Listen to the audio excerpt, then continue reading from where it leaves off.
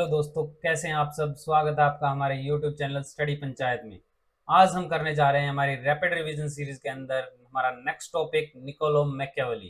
तो दोस्तों, हमने पहले किस किस को डिस्कस कर लिया है। हमने अरिस्टोटल और प्लेटो को डिस्कस कर लिया है।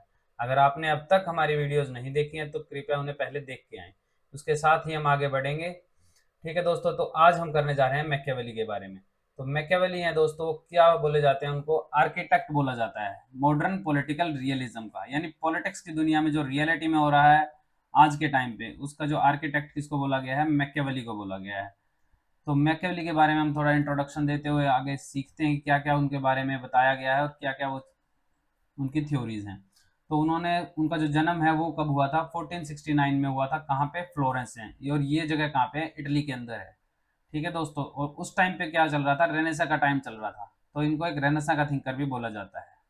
ठीक है दोस्तों, और उनको क्या बोला जाता है, फादर ऑफ पॉलिटिकल रियलिज्म, क्योंकि इन्होंने पॉलिटिक्स की दुनिया में जो रियलिटी में जो हो रहा था उसके बारे में बहुत कुछ बताया है।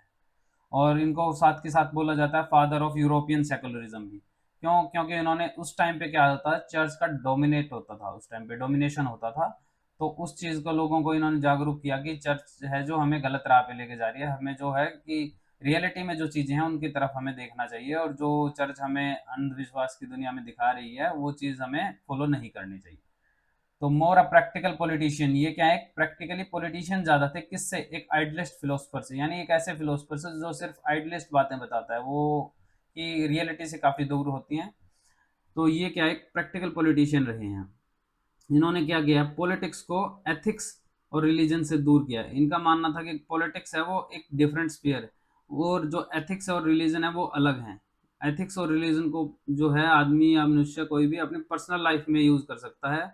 पॉलिटिक्स के अंदर उनकी कोई जगह नहीं है। इनके दोनों के अलग अलग रास्ते रहे।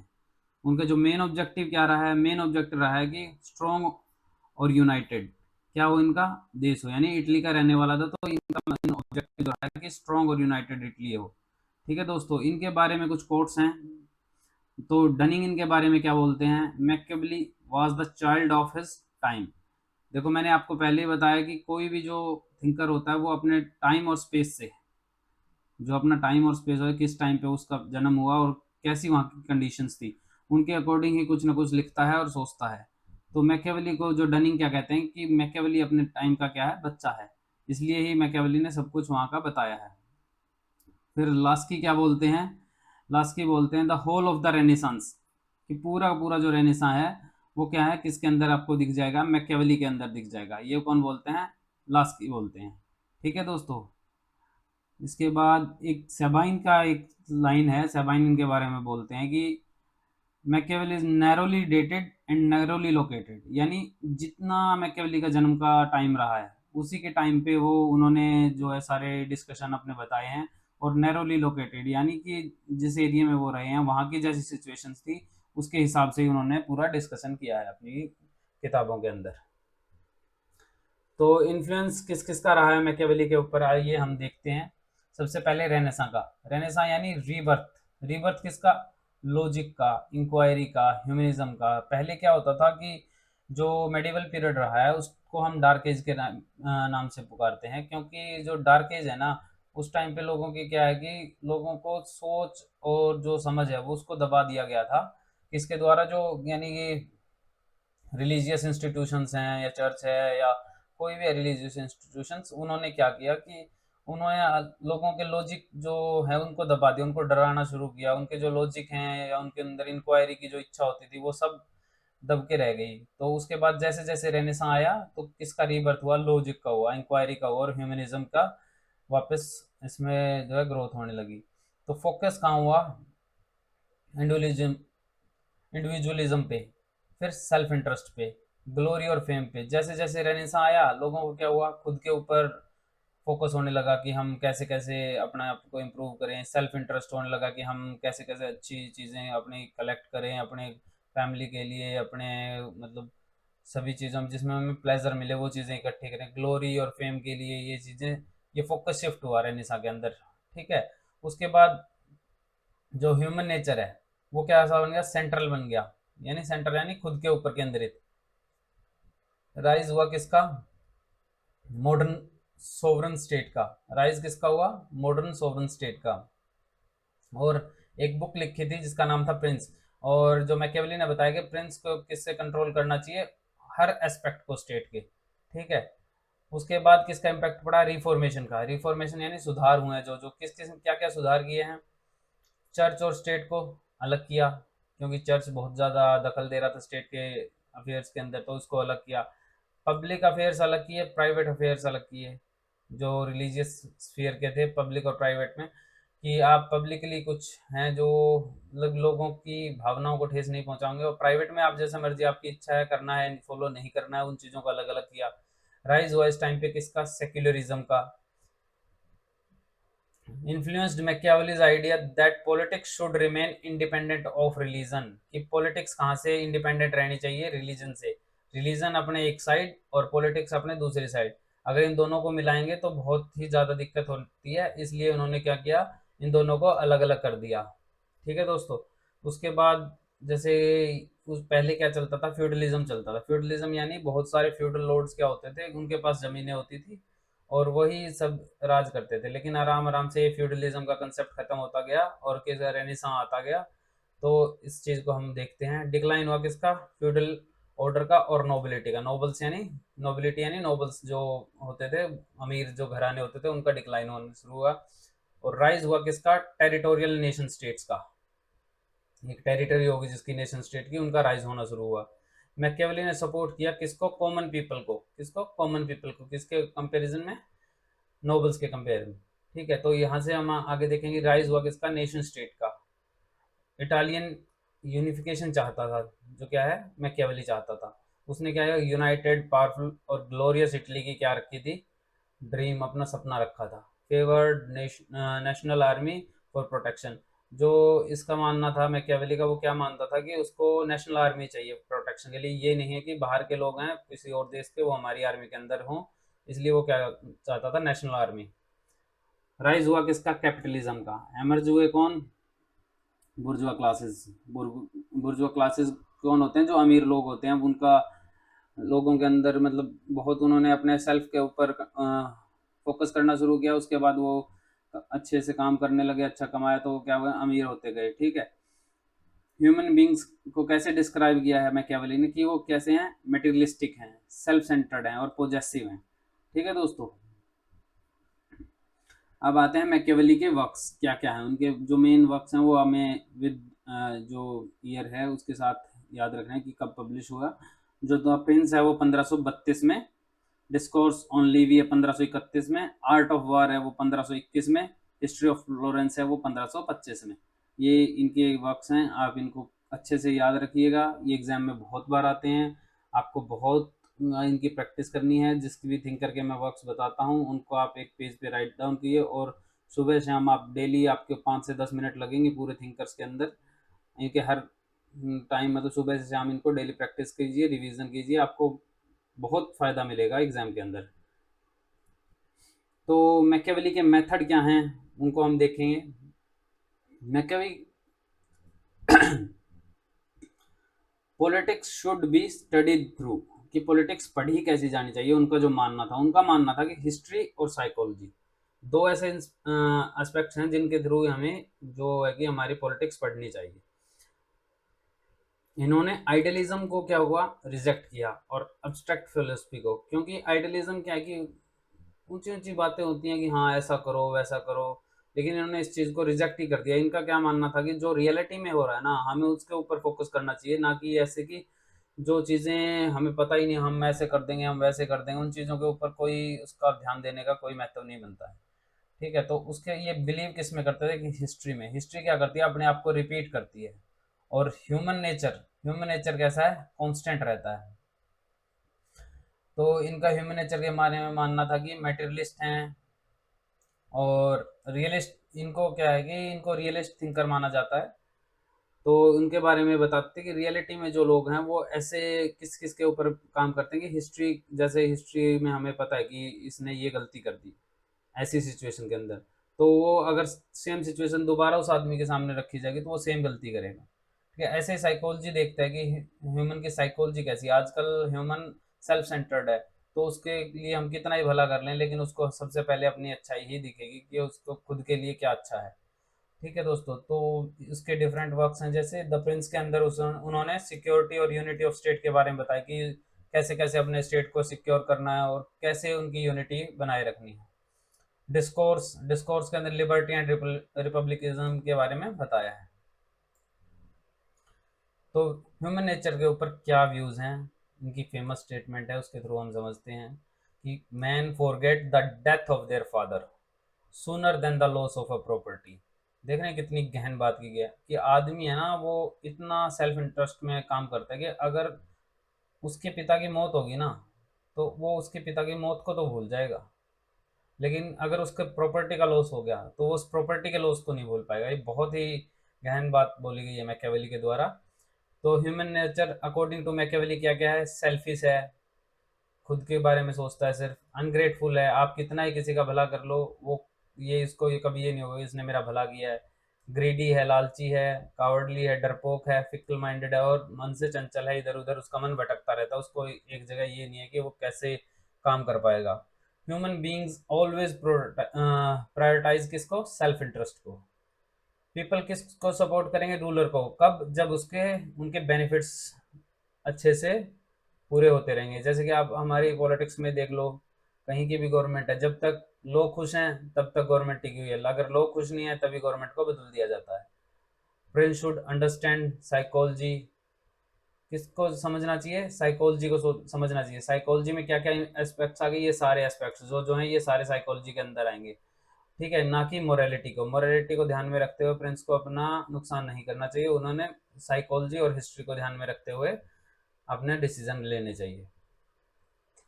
तो मोरालिटी के ऊपर क्या व्यूज हैं प्रिंस के, सॉरी मैकियावेली के? मैकियावेली में इसमें बताया है कि एंड जस्टिफाइज मीन्स, अगर आपको ये लाइन याद है ना इस चीज़ की, तो आप इससे बिल्कुल मतलब आपका टॉपिक यहाँ से बिल्कुल क्लियर हो जाएगा। इनका कहना है कि एंड है जो, आप कोई भी काम कर रहे हैं, अगर आपका काम वो सक्सेसफुल हो गया, चाहे आपने उसके लिए रास्ता कैसा भी अपनाया हो, वो डिपेंड नहीं करता। यानी डिपेंड क्या करेगा कि आपकी रिजल्ट कितने अच्छे रहे हैं। अगर आपके रिजल्ट अच्छे आए हैं तो आपके मीन्स यानी रास्ते कोई मैटर नहीं करते। ठीक है दोस्तों, पॉलिटिकल सक्सेस मोर इम्पोर्टेंट है किससे? मोरल रूल से। Politics must be judged bye political standards not ethical standards. ठीक है, इन्होंने क्या किया? किसको सेपरेट किया?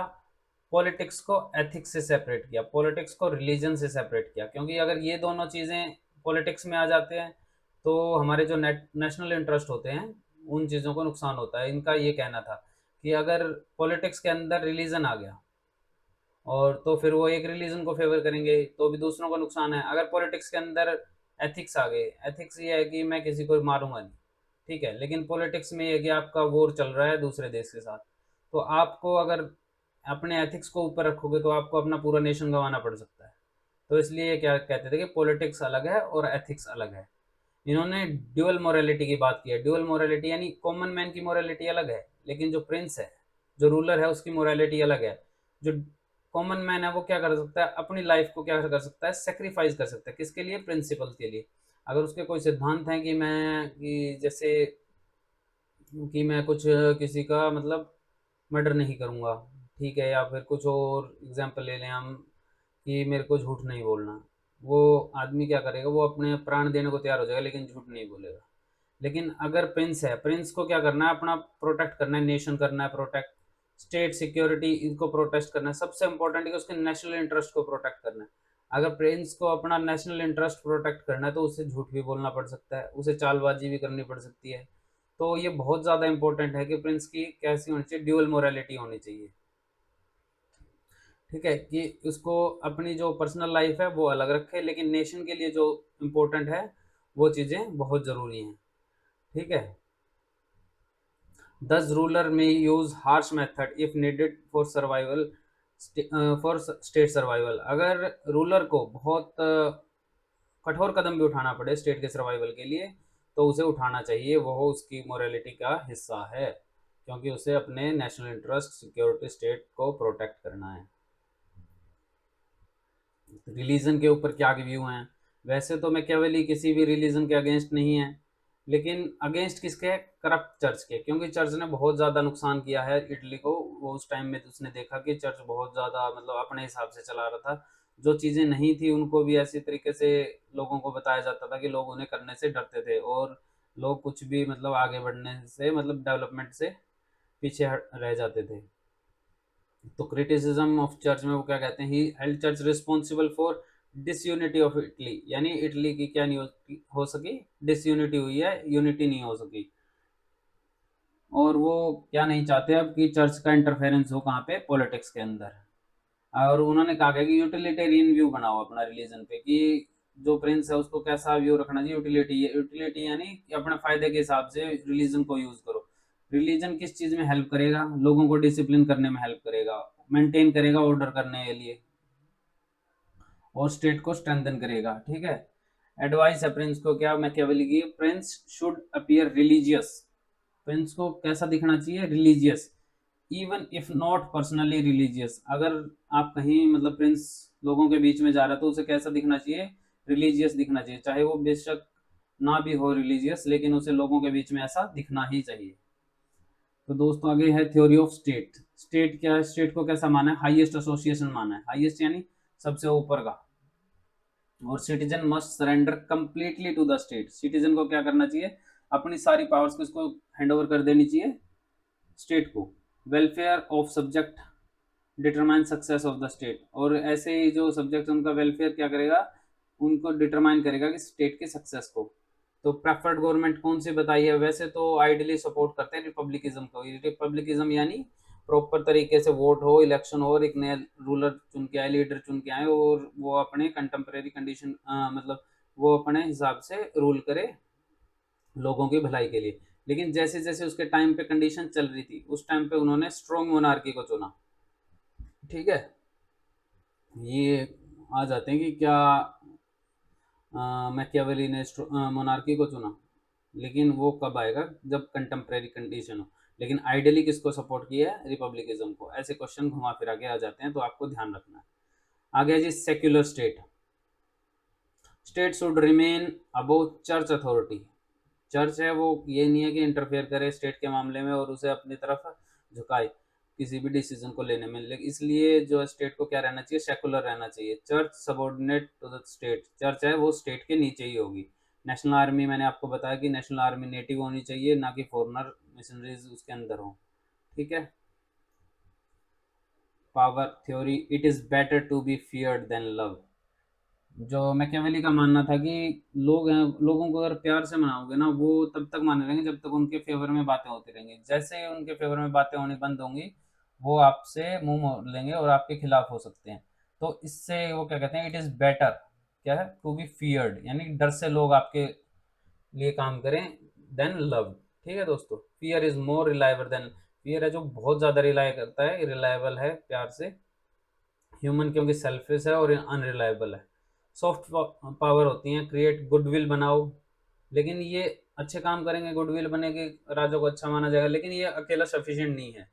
अगर आपको हार्ड पावर यूज करनी है तो वो आपकी ज़्यादा इफेक्टिव है और डिपेंडेबल, आप उस पर ज़्यादा रह सकते हैं, लेकिन आप सॉफ्ट पावर के ऊपर ज़्यादा डिपेंड नहीं रह सकते। यूज ऑफ फोर्स करनी चाहिए, बिल्कुल करनी चाहिए उनके हिसाब से, लेकिन कब करो? बिल्कुल लास्ट में, जब उसका बिल्कुल एंड आ जाए कि अब तो हो ही नहीं रहा है हमसे कंट्रोल, तो हमें क्या करनी चाहिए?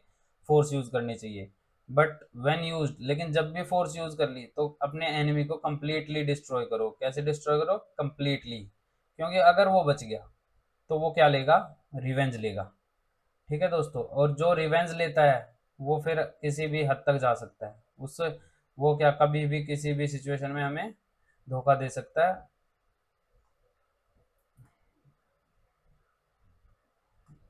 तो दोस्तों एक मिनट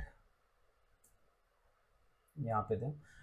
तो हमें अगर फोर्स यूज करनी है तो फुल अपने फुल पोटेंशियल के साथ करने के, हम अपने एनिमी को कंप्लीटली ही डिस्ट्रॉय कर सकें। मैं केवल ये कहना चाहता है कि अगर उन्हें वापस जिंदा छोड़ दिया तो वो कभी ना कभी आपको के साथ रिवेंज लेगा, और रिवेंज लेने के लिए वो किसी भी हद तक जाने की कोशिश करेगा। ठीक है दोस्तों। नेक्स्ट है जी क्वालिटी क्या क्या होनी चाहिए प्रिंस की।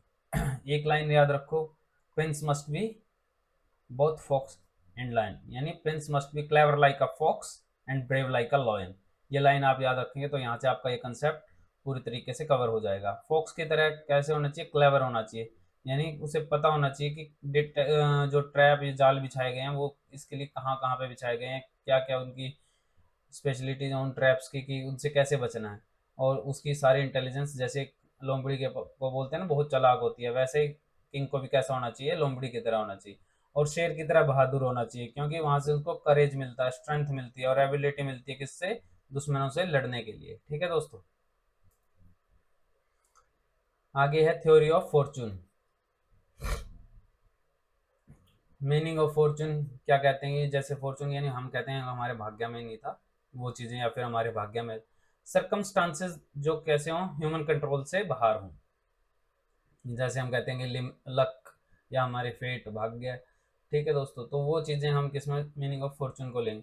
तो इसका मेन आइडिया क्या कहता है कि अगर रूलर के सामने भाग्य है वो खराब चल रहा है, उसको तब भी उसे फेस करना चाहिए। ठीक है, हो सकता है कि वो उसको थोड़ा टाइम लगे, लेकिन जैसे जैसे उसको लड़ेगा, वो करेजियसली लड़ेगा। तो ये बताते हैं कि अगर प्रिंस कन्फ्रंट करे किसको, फॉर्चून को, करेजियसली, अब तो ये कहते हैं कि एक इनकी लाइन भी थी कि अगर महिला भी उसी का साथ देती है कि जब आदमी मजबूत होता है, कि स्ट्रोंग होता है और अपने भाग्य से लड़खड़ता है। ठीक है दोस्तों, तो इसी तरीके से इन्होंने बताया कि आदमी को किससे, यानी प्रिंस को किससे लड़ना चाहिए, करेजियसली लड़ना चाहिए भाग्य के साथ। इनके फेमस कोट्स हमने वैसे डिस्कस कर लिए हैं, तो वो क्या क्या है, it is safer to be feared than loved, he who wishes to be obeyed must know how to command.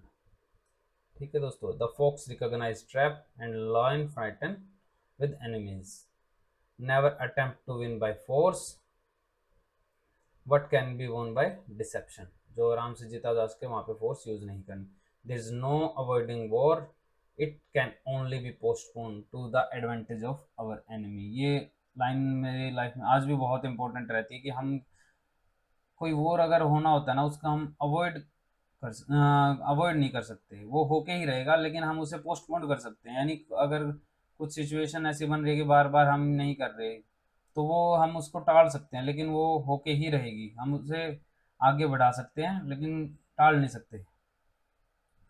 और ये बता दिया आपको, the fox recognise trap, the lion frighten walls. ठीक है दोस्तों, सिग्निफिकेंस क्या क्या है मैकियावेली की, फादर है किसके, पॉलिटिकल रियलिज्म के, पॉलिटिक्स बेस किस पे करती है, पावर पे, प्रैक्टिकलिटी पे, नेशनल इंटरेस्ट पे। फाउंडर हैं सेक्युलर पॉलिटिक्स के, एडवोकेट करते हैं स्ट्रिक्ट सेपरेशन किसको, रिलीजन और पॉलिटिक्स को। इम्पोर्टेंस है हिस्ट्री और साइकोलॉजी की, इन्होंने बताया है कि कैसे कैसे साइकोलॉजिकल और हिस्ट्री के को हम स्टडी करके सबका ऑब्जर्व कर सकते हैं कि उनके अंदर क्या क्या खामियां हैं, क्या क्या खूबियां हैं। नेशनलिज्म यानी नेशनल इंटरेस्ट को किससे ऊपर बताया, रिलीजन और मॉरलिटी के। लॉ गिवर थ्योरी, और law giver shape both society and state. Politics as power management. ठीक है दोस्तों, पॉलिटिक्स एज पावर मैनेजमेंट में क्या बताया ना, पॉलिटिक्स इज नॉट रिलीजन और philosophy, politics is management of power, कि कैसे कैसे हमारे हाथ में पावर है उनको हमें कैसे कैसे मैनेज करना है, उस चीज़ को हम क्या कहते हैं, politics as power management. Quick revision के लिए कुछ कीवर्ड्स हैं, आप इनको देख के भी बार बार रिवाइज कर सकते हैं, जैसे political realism, secularism, nationalism, statecraft and justified means, dual morality, human nature, fear versus love, fox and lion, fortune, national army, republicism, sovereignty, renaissance, reformation और separation of church from state या release, separation of church from state. ठीक है, तो दोस्तों बहुत बहुत धन्यवाद आपका हमारे इस सीरीज़ के साथ जुड़े रहने के लिए। ऐसे ही और अपडेट्स के लिए आप हमें लाइक करें, शेयर करें, सब्सक्राइब करें। हमारे यूट्यूब चैनल है @study panchayat academy. Thank you very much.